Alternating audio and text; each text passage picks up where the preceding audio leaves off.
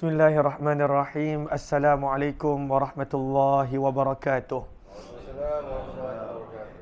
Bismillah, alhamdulillah, wassalatu wassalamu ala habibillah Sayyidina Muhammad ibn Abdillah wa ala alihi wa sahbihi wa mawalah.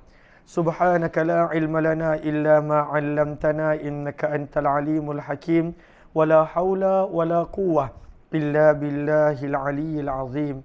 Allahumma salli ala Muhammad wa ala alihi wa sahbihi ajma'in. InsyaAllah pada malam ini kita nak sambung tajuk kita bercakap dengan Tuhan. Siri Nabi Allah Ibrahim alaihi salatu wassalam.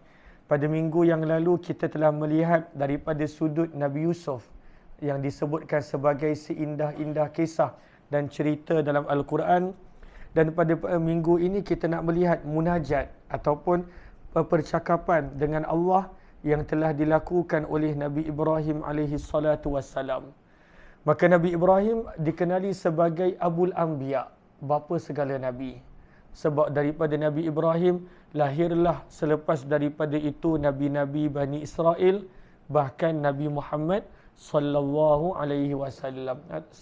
Yang nabi-nabi datang selepas daripada Nabi Ibrahim kebanyakannya daripada keturunan Nabi Allah Ibrahim alaihi salatu wassalam. Lalu spesial Nabi Ibrahim dapat kemuliaan itu sebab ujiannya yang banyak. Dia kena uji dengan ujian yang banyak. Namun kita fokus kepada tajuk kita tentang munajat, tentang bercakap dengan Tuhan. Maka kita lihat pada kali ini daripada surah yang ke-19. Surah yang ke-19 ayat yang ke-41 hingga hujung muka surat tersebut. Tapi kita mula daripada ayat yang ke-41. Sepanjang-panjang ini pada waktu itu menceritakan tentang ujian Nabi Allah Ibrahim dengan ayahnya. Yang mana diceritakan pada surah yang ke-19 Maryam ayat yang ke-41. Muka surat 308. Muka surat 308. Surah Maryam, betul. Surah Maryam. Maka firman Allah Subhanahu wa taala, "Wadhkur fil kitabi Ibrahim." Dan ceritakanlah kamu wahai Muhammad di dalam kitab Al-Quran kisah Nabi Ibrahim. Kisah Nabi Ibrahim ada banyak angle ketika mana dia bersama dengan kaum dia. Itu ada dalam surah Al-An'am. Ketika mana Nabi Ibrahim bersama nak tinggalkan anak dia. Maka itu dalam surah Ibrahim, dia kena tinggalkan dekat Mekah. Tapi ini adalah ketika mana kali pertama dia kena halau keluar daripada kampung dia, daripada tempat dia tinggal. Maka firman Allah, ingatlah dan sebutkanlah kisah Nabi Ibrahim dalam Al-Quran. Innahu kana siddiqa, sesungguhnya Nabi Ibrahim adalah seorang yang jujur, nabiya dan juga seorang nabi. Dan sifat Nabi memang jujur. Sifat pada Nabi adalah jujur. Tak pernah lagi kita jumpa Nabi bohong. Tak pernah. Lalu dia siddiq adalah sifat Nabi semuanya. Bahkan sebenarnya sifat orang yang baik, dia sebenarnya pada waktu itu dia akan jujur. Dan orang yang tak jujur, maka pada waktu itu susah nak berurusan dengan dia sebab kita tak tahu bila dia cakap betul. Dia selalunya orang yang dah biasa bohong, dia akan bohong sentiasa walaupun tak ada keperluan. Maka firman Allah pada ayat 42, permulaan kisah. Idh qala, ingatlah ketika mana Nabi Ibrahim berkata dengan ayahnya. Maka ini permulaan perbicaraan Nabi Yusuf dengan ayah dia. Sebab ayah dia ni pun buat berhala. Ayah dia buat berhala. Dia pula ajak jangan sembah berhala. Maka di situ ada conflict of interest. Maksudnya ayah dia buat berhala, jual, itu pendapatan. Tapi anak dia pada waktu itu mengatakan untuk sembah Allah, tinggalkan berhala. Maka ini ujian Nabi Ibrahim. Ada setengah menyebut ini bukan ayah dia, tetapi pada waktu itu pakcik dia. Namun Al-Quran menyebut sebagai li'abi, sebagai ayah. Ayat 42. Ingatlah ketika mana Nabi Ibrahim berkata dengan ayah dia, Ya abati. Ya abati ni maksudnya, wahai ayah kesayanganku. Lalu kat sini pengajaran yang pertama yang kita boleh dapat adalah walaupun ayah kita, ibu kita bersikap teruk macam mana sekalipun, tetap perlu untuk hormat mereka. Tetap perlu. Walaupun dia bukan Islam sekalipun. Walaupun pada waktu itu dia tak menyembah Allah sekalipun.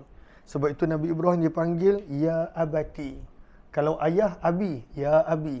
Tapi ini pada waktu itu menunjukkan kasih sayang. Ya abati, oh my dear papa, contoh.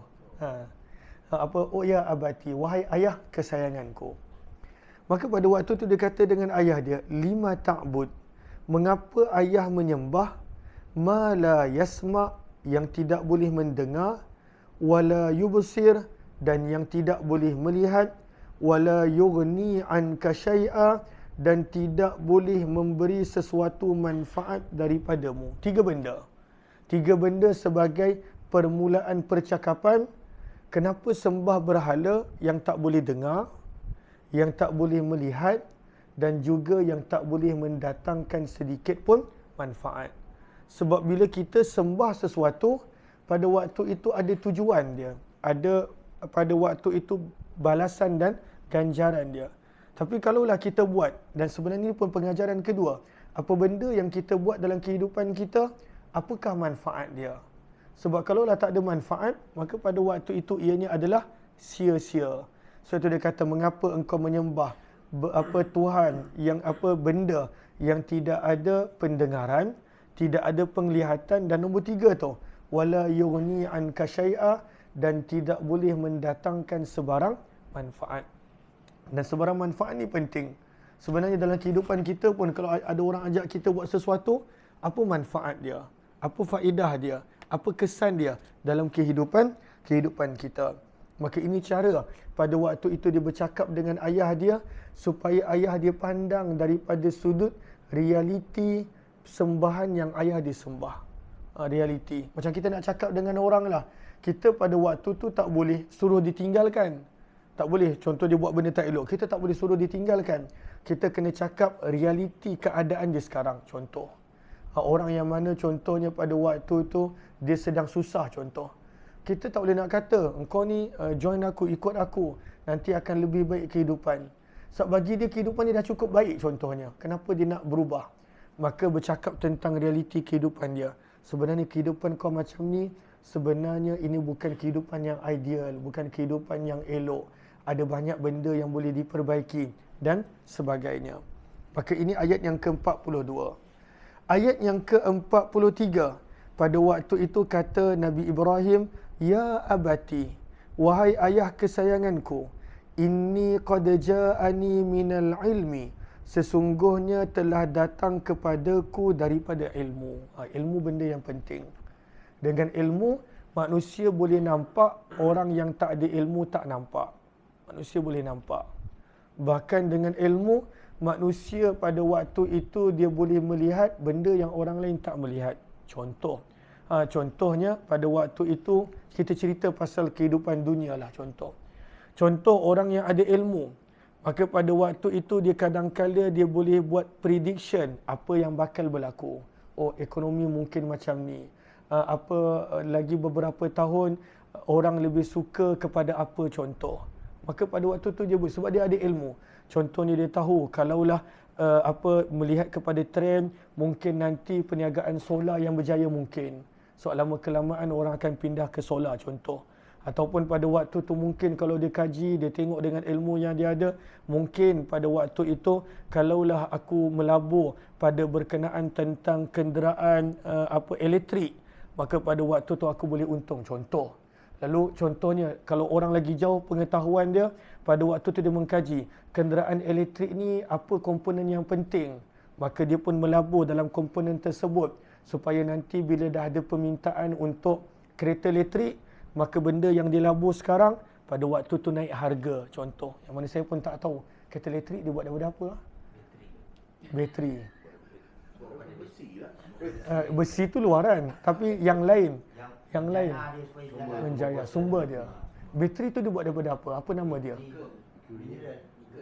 Nikel. Contohnya. Jadi sekarang ni benda tu mungkin tak mahal. Sebab orang tak pakai lagi kereta elektrik. Tapi lama kelamaan, contoh lagi 10 tahun, 20 tahun, lalu itu orang yang ada ilmu, dia akan sentiasa nampak apa yang orang lain tak nampak. Macam kita lah, kan dulu kereta-kereta mana ada aircon. Dan orang pun kata, buat apa nak aircon dalam kereta, buat apa? Contoh. Tapi orang yang nampak, mungkin pada waktu tu dia dah melabur dalam benda-benda yang akan digunakan untuk buat aircon kereta. Contoh. Ataupun dulu orang kata, buat apa nak pakai kereta auto? Ini lemah. Baik pakai manual.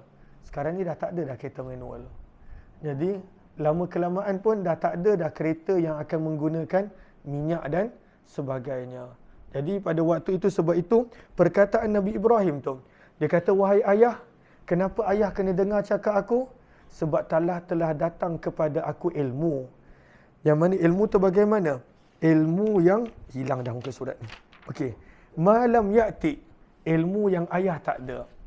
Maka daripada sini pengajaran yang kedua adalah ilmu boleh menjadikan manusia dapat nampak apa yang pada waktu itu orang yang tak ada ilmu tak nampak. Maka bagaimana bila kita jumpa dengan orang yang ada ilmu? Sama ada dalam bidang dunia ataupun akhirat. Apa yang kita nak kena buat? Jawapan dia adalah pada ayat tu, fattabi'ni. Kita kena ikut. Sebab dia ilmu, dia bukan boleh belajar pada waktu tu sekali dua. Tak, ilmu, contohnya ilmu dunia lah, contohnya orang yang berniaga. Dia mesti kena ikut. Fattabi'ni, kena ikut. Sebab itu Nabi Musa pun bila jumpa Nabi Khidir, dia tak minta Nabi Khidir ajar. Dia kata pada waktu itu, hal attabi'uka, boleh tak aku ikut kamu? Dengan ikut, akan dapat lebih banyak belajar daripada sesi ke kelas. Lalu sebab itu bila ayah aku ada ilmu, maka apa yang ayah kena buat? Fattabi'ni, ikut aku, bersama dengan aku. Ahdika siratan sawiyya, dengan ayah ikut je, ayah akan aku tunjukkan jalan yang lurus. Tapi kadang-kadang orang dia tak nak ikut. Dia tak nak ikut. Bukan daripada sudut agama lah, daripada sudut dunia pun. Pada waktu tu dia tak nak ikut. Manusia lebih suka pada waktu itu dia dapat duit daripada dia ikut orang yang boleh pada waktu itu tunjukkan kepada dia kejayaan. Pada waktu tu, lalu kehidupan dia tak berubah. Duit tak boleh ubah hidup. Tetapi ilmu pada waktu itu boleh ubah hidup. Lalu dia kata, aku dapat ilmu. Apa ayah kena buat? Bukan belajar. Fattabi'ni. Ayah kena ikut aku. Kalau ayah ikut aku, ahdika siratan sawiyya. Aku akan tunjukkan kepada kamu jalan yang lurus. Oleh sebab itu kadang-kadang orang yang tak faham tentang praktikal, dia kata, kenapa nak kena praktikal? Tak dapat gaji kot, berbulan-bulan. Tapi sebenarnya pada waktu itu dengan praktikal, banyak benda dia boleh belajar banding dengan dia belajar dekat buku ataupun pada waktu itu dekat sekolah. Sebab itu praktikal dan dia kena melalui pada waktu itu kena ikut. Macam contohlah saya, kalaulah contoh ada orang kata, Ustaz, tolong ajar saya jadi mutawif. Ajarlah dia contohnya siang malam sekalipun. Tapi bila berlaku sesuatu dekat airport ke apa, jadi pada waktu tu dia dah tak tahu dah. Sebab dia adalah kena ikut. Samalah juga macam contoh dalam tim ni. Kenapa pada waktu itu bukan sekadar ini tapi bergerak bersama? Sebab dekat situ kita boleh belajar banyak benda. Sebenarnya cerita pasal kereta elektrik itu pun saya dapat daripada jemaah saya. Saya suka mendengar. Dia pun kata, okey, Ustaz pernah sempat tak naik kereta pakai tingkap macam tu kan? Buka pada waktu tu. Pernah. Okey. Sekarang ni pakai lagi tak macam tu? Tak pakai. Okey. Ustaz pernah duduk tak dekat kereta yang tak ada aircon? Pernah. Tapi sekarang ni ada tak orang yang tak nak pakai aircon? Tak, semua pakai aircon. Tapi orang yang pandang jauh, dia akan cari apa yang boleh buatkan aircon tadi. Supaya dia boleh melabur dalam tu je. Lagi 10 tahun bila benda tu ada permintaan, maka pada waktu itu dia akan dapat keuntungan. Lalu itu ilmu. Pada waktu itu dapat apabila kita ikut orang. Dan apa-apa, ya? Kereta terbang ke? Kalau kita percaya dengan vision tu, tapi sebenarnya saya percaya apa-apa benda yang manusia boleh fikir, dia boleh berlaku. Sebab had dia adalah manusia boleh fikir. Sebab syurga manusia tak boleh fikir. Kan bila Nabi sebut syurga adalah benda yang manusia tak boleh fikir. Jadi bila benda tu tak boleh fikir, itu syurga. Tapi selagi mana benda tu manusia boleh fikir, boleh bayangkan, dia boleh berlaku. Cuma lambat ataupun cepat. Kalaulah contoh ada orang boleh percaya, dia melabur dalam komponen yang diperlukan oleh kereta terbang contohnya, maka pada waktu itu dia mungkin bila ada permintaan, dia boleh mendapat keuntungan. Tapi apa pun kata kunci dia adalah ilmu. Dia perlu ada ilmu, dan ilmu datang apabila dia ikut, bukan sekadar bersama. Kemudian pada waktu itu kata lagi Nabi Ibrahim kepada ayah dia. Panjang nak cakap dengan ayah ni. Sebab ayah sebab ayah ni bukan nak dengar cakap anak contohnya selalunya. Termasuklah saya kan. Bukan senang nak dengar cakap anak. Maka dia cakap lagi, ya abati, wahai ayah kesayanganku, la ta'budi syaitan. Baru dia masuk kepada poin dia pada ayat ketiga. Janganlah ayah menyembah syaitan. Walaupun ayah dia tak sembah syaitan, ayah dia sembah batu, berhala. Tapi benda itu hakikatnya syaitan yang suruh. Maka dia menyembah kepada syaitan. Maka kenapa pada waktu itu tak boleh sembah syaitan? Inna syaitana, sesungguhnya syaitan, kana lirrahman, adalah kepada Allah yang Maha Pengasih, asiya, sangat penderhaka. Lalu kalaulah ayah ikut syaitan, ayah pun jadi orang yang derhaka. Sebab manusia dia akan dapat ambil adaptation, kesan daripada orang yang diikut. Pada waktu itu dia akan ada cara berfikir yang sama, cara bercakap yang sama apabila diikut seseorang. Maka kalaulah ikut syaitan, maka akan menjadi penderhaka kepada Allah yang Maha Penyayang, seperti mana syaitan. Ayat yang ke-45, maka pada waktu itu berkata lagi, ya abati, wahai ayah kesayanganku, inni akhaf, sebenarnya apa yang aku cakap ini apa sebabnya? Sesungguhnya aku takut. Ayyamassaka, menimpa kamu wahai ayah, azabun, siksaan, minar rahman, daripada Allah yang Maha Pengasih. Maka daripada sini pengajaran yang kita boleh dapat, orang yang sebenar-benarnya sayangkan kita, dia tak nak tengok kita kena seksa. Itu orang yang benar-benar sayang.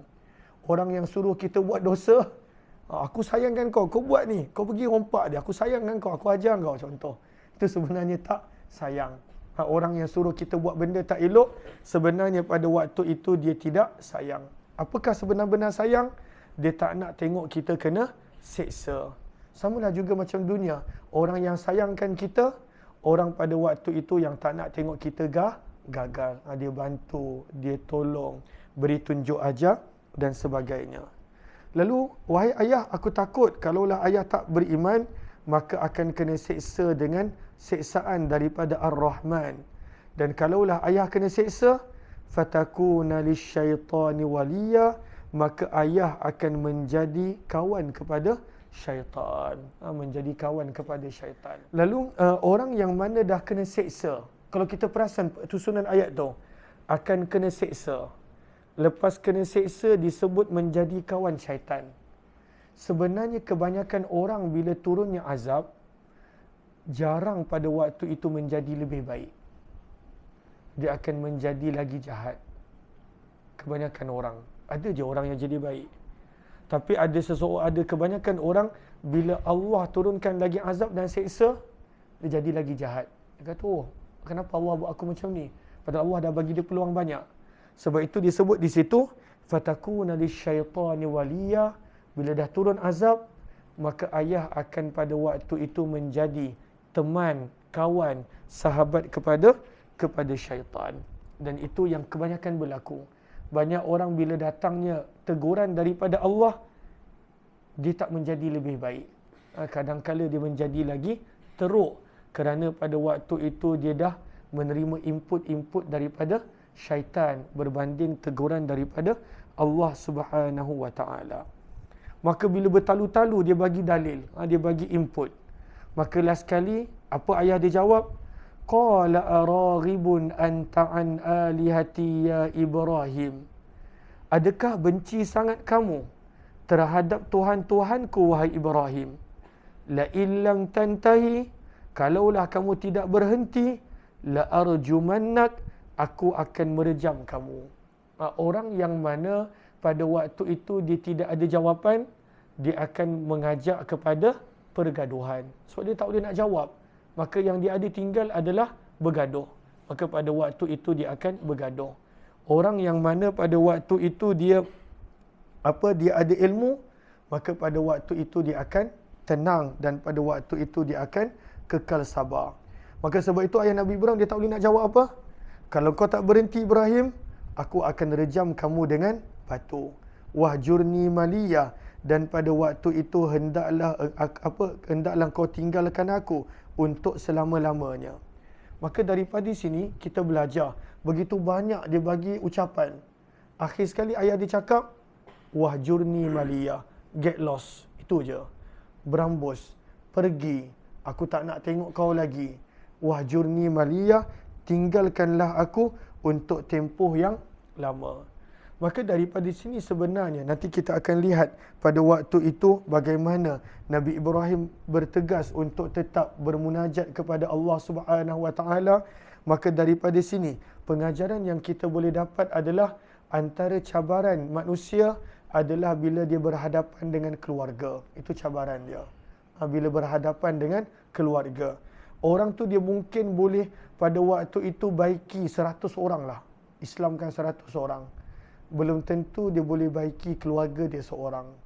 Itu adalah cabaran manusia pada waktu itu dengan keluarga, dengan orang yang rapat, dengan orang yang dekat, dengan orang yang pada waktu itu dia sayang. Sebab itulah di sini pada waktu itu kita melihat bercakapnya Nabi Ibrahim dengan Allah pada ayat 47, ini poin kita. Maka apa pada waktu itu Nabi Ibrahim cakap dengan ayah dia? Baik, kalau ayah nak halau aku, salamun alaik, semoga kesejahteraan ke atas ayah. Itu je. Pada waktu tu dia tak ada balas buruk dengan buruk. Dia tak ada balas kecaman dengan kecaman. Dia tak ada balas penghinaan dengan penghinaan. Yang dibalas adalah salamun alaik. Baik, kalau begitu saya mendoakan kesejahteraan untuk ayah. Tapi bukan tu sahaja. Sa'astaghfiru laka rabbi, aku akan minta supaya Allah ampunkan kamu. Aku akan minta supaya Allah ampunkan kamu. Kenapa? Innahu kana bi hafiyya, kerana sebenarnya Allah sangat baik dengan aku. Maka ini adalah poin kita. Poin kita pada ayat 47 ni. Dalam kita nak bercakap dengan Allah, maka pada waktu itu kita perlu ada perasaan yang sama seperti Nabi Ibrahim, innahu kana bi hafiyya. Allah sebenarnya sangat baik dengan kita. Kalaulah daripada awal nak bercakap, aku doa ni pun bukan kabul kot. Tak terima kot doa aku ni. Maka pada waktu itu dah bercakap dengan Tuhan adab yang salah. Itu dah langkah kiri dah. Maka pada waktu tu Allah memang tak terima. So dalam hadis memang Nabi cakap macam tu. Orang yang mana tergopoh-gapah, Allah tak terima doa dia. Maka para sahabat tanya, wamal isti'jal, apa yang dimaksudkan dengan tergopoh-gapah? Sabda Nabi, orang yang bila berdoa dia cakap, da'autu, aku dah berdoa. Falam yustajab li, Allah tak terima kot. Maka memang Allah tak nak terima. Pada waktu itu Allah tak nak terima. Maka adab dalam berdoa, adab dalam kita bercakap dengan Tuhan, innahu kana bi hafiyya. Kalaulah pada waktu tu nak bersangka buruk dengan Allah, Nabi Ibrahim kot. Dia Nabi, ayah dia macam tu. Dia Nabi, ayah dia yang buat berhala. Dia Nabi, ayah dia pada waktu tu perangai begitu. Maka dia mungkin pada waktu tu boleh kata, ya Allah, aku dah mengajak manusia beratus tahun kot, contoh. Beratus tahun dah mengajak. Ayah aku kau tak beri petunjuk. Tapi tidak. Dalam kita nak bercakap dengan Tuhan, pada waktu itu, poin dia, adab dia adalah, innahu kana bi hafiyya. Kita kena ada perasaan, Allah sangat baik dengan aku. Allah pada waktu itu sayang aku. Allah pada waktu itu mendengar aku. Itu adalah poin dia. Apabila kita ada perasaan tersebut, barulah pada waktu itu kita boleh bercakap lama dengan Allah. Macam contohlah, contoh. Kalaulah kita ada masalah besar ni, yang memang kena share dan kongsikan. Kalaulah pada waktu tu kita jumpa dengan orang yang kita tak suka, musuh kita. Ada tak kita nak cerita dengan dia? Tak ada, sebab kita tengok muka dia pun kita dah benci, contoh. Tapi kalaulah pada waktu itu kita jumpa dengan orang yang kita suka, orang yang kita rasa dia baik dengan kita, panjang lebar kita cerita masalah kita dengan dia. Maka sama juga bila kita rasa Allah baik dengan kita, maka panjang kita bercakap dengan Allah Subhanahu wa ta'ala. Kalaulah kita rasa Allah tak dengar kita, itu yang jadi pendek doa kita. Tak tahu nak cakap apa, sebab tak dapat kot kalau minta. Maka sebab itu poin dia adalah bila Nabi Ibrahim pada waktu tu ayah dia macam-macam, maka pada ayat yang ke-47 pada waktu itu dia kata innahu kana bi hafiya. Aku nak minta dengan Allah wahai ayah, kerana Allah Tuhanku sangat baik terhadapku, hafiya, sangat baik, sangat dekat, dan pada waktu itu mengkabulkan doa aku. Sebab itu pada ayat yang ke-48 pada waktu itu menerangkan wa a'tazilukum, dan aku akan menjauhkan diri daripada kamu. Kenapa dia give up dengan ayah? Dia bukan give up sebab orang yang tak nak dengar pada waktu itu dah tak ada faedah untuk kita terus bercakap. Orang yang dah tak nak dengar, dah tak ada faedah. Letih kot. Bengkak tonsil kalau nak bercakap dengan orang yang tak nak dengar, kan? Bengkak tonsil, cakap banyak lebar tapi dia tak nak dengar. Maka wa'tazilukum. Okey, aku tinggalkan kau dulu. Fikir dulu, belajar dulu. Fikirlah apa nak jadi. Sebab dia dah memang tak nak dengar. Lalu sebab itu poin dia adalah wa'tazilukum, dan aku menjauhkan diri daripada kamu, sebab ayah dia memang dah tak nak dengar pada waktu itu. Maka ditinggalkan ayah dia untuk waktu tersebut. Wa ma tad'una min dunillah, dan aku akan tinggalkan juga apa yang ayah seru selain daripada Allah. Tapi aku tak pernah berputus asa dengan Allah. Kenapa? Wa ad'u rabbi, aku nak bercakap dengan Tuhanku. Kenapa bercakap dengan Tuhanku menenangkan aku? Asa alla aku nabi du'ai rabbi syaqiyya, mudah-mudahan aku tidak termasuk dengan keadaan orang yang berdoa kepada Tuhanku pada waktu itu merasa kecewa. Lalu siapakah orang yang tak nak bercakap? Syaqiyya, sebab dia kecewa dengan Allah. Orang yang tak kecewa dengan Allah, wa ad'u rabbi, dia akan banyak bercakap dengan Allah, bermunajat dengan Allah. Lagi Allah bagi masalah, lagi banyak dia doa. Sebab dia tak pernah kecewa dengan Allah. Tapi kalaulah, macamlah kita contoh, kita dah kecewa dengan anak kita. Dah kecewa sangat ni. Pada waktu tu perangai sikap dia. Adakah kita nak bercakap lagi dengan dia? Dah kecewa ni pada keadaan kecewa. Kita, lantaklah kau nak buat apa? Pada waktu tu tak nak cakap dah. Sebab dah kecewa. Tapi kalaulah kita masih ada harapan pada sesuatu anak tu, panjang lebar kita bercakap. Nak ni plan macam ni. Kau usia 20 tahun kau kat sini, 30 tahun macam ni, 40 tahun macam ni. Pada waktu sebab kita ada harapan dengan anak tadi.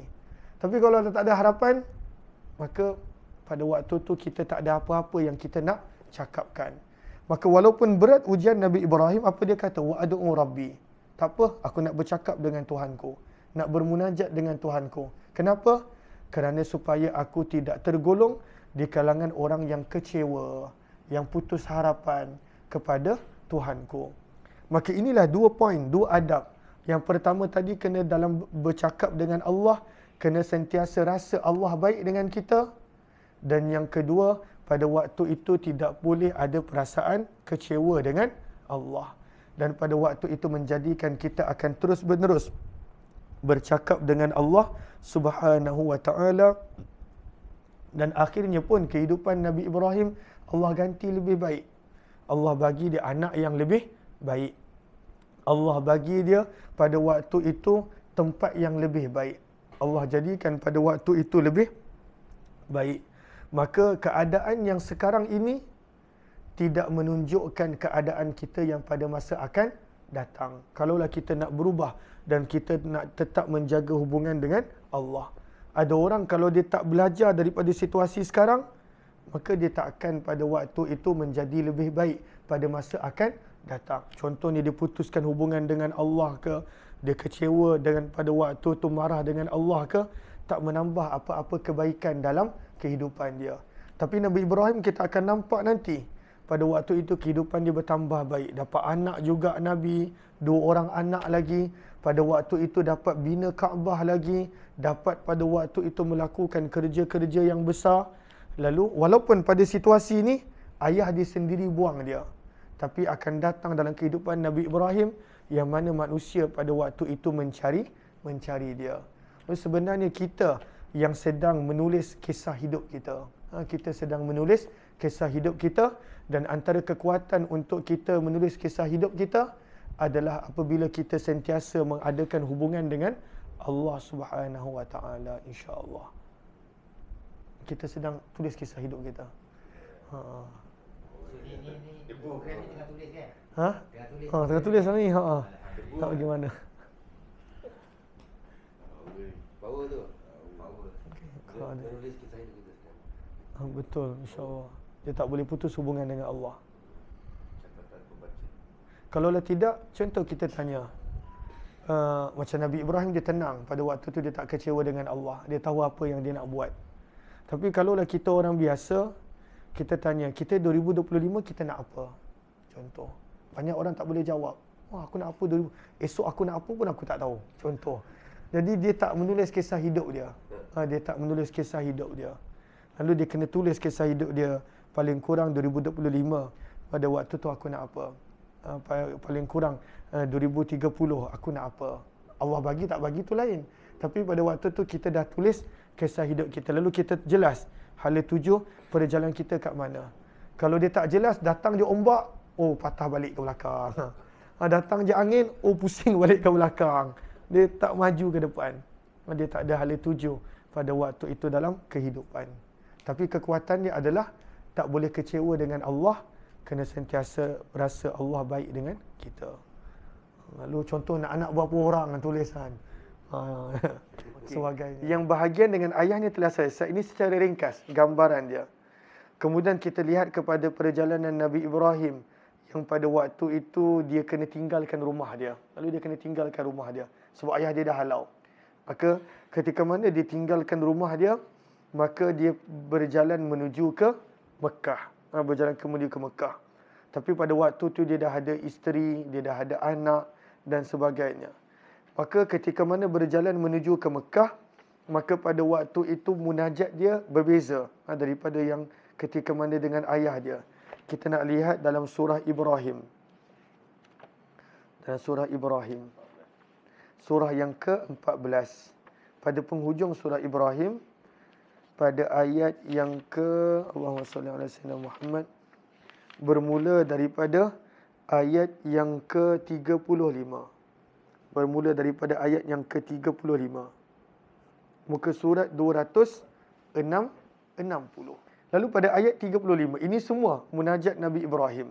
Pada waktu tu dia punya doa dia kepada Allah Subhanahu Wa Taala, yang mana dalam tajuk kita bercakap dengan Tuhan. Ini ketika mana situasi dia adalah ketika mana Nabi Ibrahim dah tinggalkan isteri dan anak-anak dia dekat Mekah. Tak ada siapa-siapa, kosong. Zam-zam pun belum ada pada waktu tu. So Allah suruh untuk dia tinggalkan isteri dan anak-anak dia kat Mekah. Dia kena balik ke Syam untuk berdakwah di sana. Maka ini dia punya doa dia. Dia punya doa ketika mana dia dah tinggalkan isteri dan anak-anak dia. Daripada sini juga yang kita boleh belajar, doa ketika mana sedang diuji adalah mustajab. Sebab Allah tengah uji kita. Maka pada waktu itu berdoa adalah mustajab. Pada waktu itu Allah sedang menurunkan rahmatnya kepada kita. Maka Nabi Ibrahim pun kena uji. Kena tinggalkan isteri dan anak-anak. Maka sebab itu panjang lebar doa dia. Maka doa dia bermula, pada waktu itu dia minta suasana yang baik untuk pembesaran anak dia. Maka apakah doa dia? Wa idz qala Ibrahim, dan ingatlah ketika mana Nabi Ibrahim berkata, Rabbi, wahai Tuhanku, ij'al, jadikanlah hadzal balada, negeri ini, amina, sebagai negeri yang aman. Padahal waktu tu penduduk dia 2 orang je. 2 je, isteri dan anak dia.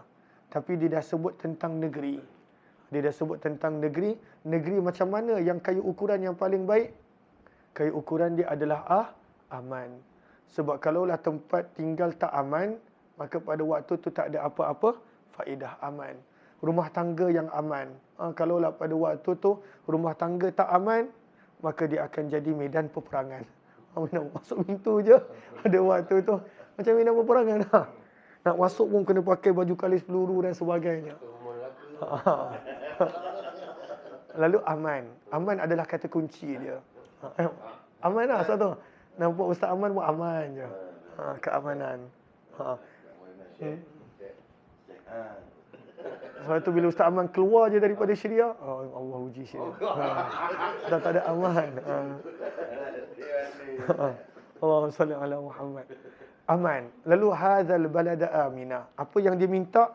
Negeri yang aman. Tapi kita nampak jauh pandangan Nabi Ibrahim. Rakyat baru 2 orang. Isteri dan anak dia. Tapi dia dah minta negeri. Pada waktu tu negeri yang aman. Dia sentiasa minta bukan untuk esok. Kita selalu minta, kita selalu berdoa untuk sekarang. Ada sebahagian orang dia berdoa untuk esok. Tapi ada sebahagian orang dia berdoa untuk jangka masa yang sangat panjang. Jangka masa yang sangat panjang. Maka pada waktu dia kata, ya Allah, aku inginkan negeri yang aman. Dan pada waktu itu yang dia tak nak. Dan kita nampak Mekah aman. Mekah. Sebab itu kita tak boleh bunuh orang. Tak boleh pada waktu, bukan orang, pokok-pokok pun tak boleh cabut. Pada waktu tu kat Mekah, tempat yang aman. Cuma kalau kita tawar-menawar tu tak aman lah. Tawar-menawar sama bergaduh. Tak dapat harga. Tapi pada waktu tu, ianya adalah negeri yang aman. Mekah. Wajnubni. Dan pada waktu itu yang boleh menjadikan manusia tak aman apa? Syirik. Syirik kepada Allah. Sebab itu dia kata wajnubni, dan jauhkanlah daripadaku, wabaniya, dan daripada anakku, an-na'budal asnam, daripada kami menyembah berhala. Sebab dia dah tahu dah macam mana perangai ayah dia, perangai kaum dia. Maka perkara yang boleh menjadi hilangnya keamanan apabila manusia itu mensyirikkan Allah. Pada waktu sebab bila manusia mensyirikkan Allah, hati dia tak tenang. Maka bagaimana pada waktu itu zahir negeri pada waktu itu akan tenang. Sebab itu Nabi Ibrahim kata, kenapa dia minta agar dijauhkan daripada syirik? Rabbi, wahai Tuhanku, innahunna, sesungguhnya berhala-berhala tersebut, adlalna, telah menyesatkan, kathiran minan nas, kebanyakan manusia. Manusia dah banyak sesat. Bila manusia sesat, maka pada waktu itu tidak aman kehidupan mereka. Daripada sini juga pengajaran yang kita boleh dapat, kesesatan kadangkala bahkan selalu membawa kepada ketidakamanan. Dia tak tenteram. Hati tu tak tenteram. Nampak macam zahir tu tenteram. Tapi pada waktu itu hati tidak tenteram. Sebab dia berkaitan dengan perkara yang fitrah kita tak terima. Fitrah kita tolak. Dalaman kita tolak. Maka kata Nabi Ibrahim, faman tabi'ani, barang siapa yang ikut timaku, fa innahu minni, maka dia daripada kalanganku. Waman asani, barang siapa yang menderhaka, tak nak ikut, fa innaka ghafurur rahim, maka engkau ampunlah mereka ya Allah. Pada waktu tu siapa yang ikut dia berjaya. Siapa yang tak ikut dia tak adalah mendoakan buruk. Cuma dia kata terpulang padamu ya Allah untuk engkau ampunkan ataupun tidak. Maka ini adalah bagaimana kita nampak dia macam manusia bercakap. Percakapan Nabi Ibrahim dengan Tuhan, dengan Allah adalah seperti manusia cakap sesama dengan manusia. Kerana Allah maha mendengar dan Allah mampu melakukan segala-galanya. Baru dia cerita tentang struggle dia. Apakah struggle dia? Rabbana, wahai Tuhan kami, sesungguhnya daku telah menempatkan min zurriyati, daripada keturunanku, biwadin, di satu lembah, ghairi zi zara', pokok pun tak ada. Maksudnya betapa tandusnya tempat tu, bukan air, pokok pun tak ada. Pokok pun tak ada. Maka bila tak ada pokok, bererti pada waktu itu tidak air. Tempat yang tandus, kering kontang, tak ada apa-apa. Padahal manusia benda yang paling diperlukan adalah air. Manusia kalau tak ada air, maka pada waktu itu porak-peranda hidup dia. Kalaulah contoh paip pecah syabasan, pada waktu tu tak ada air, nampak porak-peranda hidup kita. Tapi manusia yang ditinggalkan di sini, air pun tak ada. Lalu diceritakan pengorbanan dia pada waktu itu kepada Allah Subhanahu wa taala. Inda baitikal muharram, namun aku tempatkan mereka di sisi rumahmu yang mulia. Muharram, yang mulia, yang disucikan. Lalu sekarang ni dia mula minta. Apa yang diminta? Dia minta agama dulu. Sebab dunia setiap orang dia akan dapat. Lalu dia minta agama. Rabbana liyuqimus salah. Ya Allah, jadikan mereka dapat menjaga solat. Pada waktu itu adalah yang penting adalah agama, solat. Daripada banyak-banyak amalan agama, yang paling penting adalah solat. Dan kemudian dia minta, Ya Allah, kalaulah hubungan mereka denganmu baik, jadikanlah hubungan mereka dengan manusia pun baik. Faj'al, maka jadikanlah afidatan hati-hati minan nas, sebahagian manusia. Kenapa sebahagian? Sebab kita takkan boleh nak suruh semua manusia suka kita. Orang yang mencari pada waktu itu, dekat dunia ni yang paling banyak follower dekat media sosial, Ronaldo. Tapi dia pun ada orang tak suka dia. Contoh, walaupun dia paling banyak follower, pada waktu tu dia buat apa, ada orang komen kan, oh bagus, king, good dan sebagainya kan. Tapi ada juga orang tak suka. Pada waktu itu, bahkan Nabi SAW pun ada juga orang yang tak suka. Lalu kalaulah kita sibuk nak mencari orang suka kita semuanya, maka pada waktu itu kita takkan dapat. Sebab itu dia pun minta, Ya Allah, jadikanlah sebahagian manusia tahwi, pada waktu itu cenderung, senang, ilaihim, kepada keturunanku. Mengharapkan manusia suka kita pun adalah doa yang baik. Sebab kalaulah tidak, kita jalan dia orang tak suka kan. Macam mana perasaan dia, terganggu emosi. Pada waktu itu, bu contohnya kan, orang tak suka. Kita mungkin kata tak kisahlah dia tak suka, tapi kena kisah. Sebab pada waktu itu dia mengganggu emosi kita. Emosi anak pasangan kita terganggu bila ada orang tak suka. Tapi tak boleh nak harapkan semua orang suka. Itu pun mustahil. Itu adalah dunia. Maka pada waktu itu minta sebahagian manusia untuk suka kita. Okey. Maka dia minta agama, solat. Dia minta manusia suka. Itu pun adalah doa dia. Bukan suka pada dia. Suka juga kepada anak, zuriat keturunan dia. Dan yang ketiga adalah makanan. Paling penting makanan. Warzuqhum, dan kurniakanlah kepada mereka, Ya Allah, minas samarat, daripada buah-buahan. Makanan. Makanan pada zaman dulu, buah-buahan bukan senang. Lagi-lagi dekat Mekah yang tak ada benda boleh tumbuh. Tapi pada waktu itu dia minta benda yang nampak mustahil. Nampak. Dan sekarang ni kalau kita pergi Mekah, semua benda ada. Apa yang tak ada? Semua benda ada. Buah-buahan yang segar, makanan yang sedap, mahal je. Ada orang kata, tak boleh nak makan dah sana. Sebab tak mampu, mahal. Tapi benda tu ada je. Benda tu ada je. Maka daripada sini, minta rezeki adalah doa Nabi Allah Ibrahim. Dan dia minta rezeki yang nampak mustahil, buah-buahan. Tapi pada waktu itu Allah kurniakan. Dalam sebahagian riwayat tafsir menyebut, apabila Allah kabulkan doa dia, Allah jadikan Taif. Taif, kan Taif tempat yang segar, tak jauh daripada Mekah, setengah jam. Allah jadikan Taif untuk mengkabulkan doa Nabi Ibrahim. Lalu Taif tu dalam tafsir menyebut, dia adalah tanah yang didatangkan daripada tempat yang paling subur. Apa tempat yang paling subur? Syam adalah tempat yang paling subur. Al-Quran sebut, Allazi barakna haulah, tempat yang ada keberkatan. Lalu Jibril bawa tanah daripada Syam, pusing pada waktu itu dekat Baitullah, tawaf. Sebab itu dipanggil Taif, yang ditawafkan. Dan kemudian diletakkan di Taif, menjadi tempat yang subur. Tempat yang subur. Maka dia minta pada waktu itu buah-buahan. Dan kalaulah dah ada hubungan yang agama dengan Allah, dah ada hubungan baik dengan manusia, makanan pun cukup, maka apa yang sepatutnya ada? La'allahum yashkurun, supaya mereka boleh bersyukur. Lalu solat menggambarkan hubungan dengan Allah. Doa yang kedua menggambarkan hubungan dengan manusia. Dan yang ketiga adalah rezeki, makanan yang digambarkan daripada buah-buahan. Sepatutnya kalau dah ada itu, sepatutnya la'allahum yashkurun, menjadikan manusia pada waktu itu bersyukur. Maka ini adalah antara cara dialog bercakap Nabi Allah Ibrahim dengan Tuhan, dengan Allah, yang boleh kita ambil pengajaran daripadanya, insya-Allah. Waktu ni Nabi Ibrahim dah solat ke Ustaz? Ya? Nabi Ibrahim solat. Dah solat. Tapi tak adalah 5 waktu. Setiap Nabi solat dia berbeza-beza waktu dia. Dan ada yang berbeza pada waktu itu pergerakan dia. Ada yang berbeza. Tapi dah ada solat.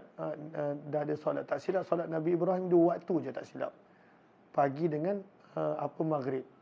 Itu je 2 waktu solat.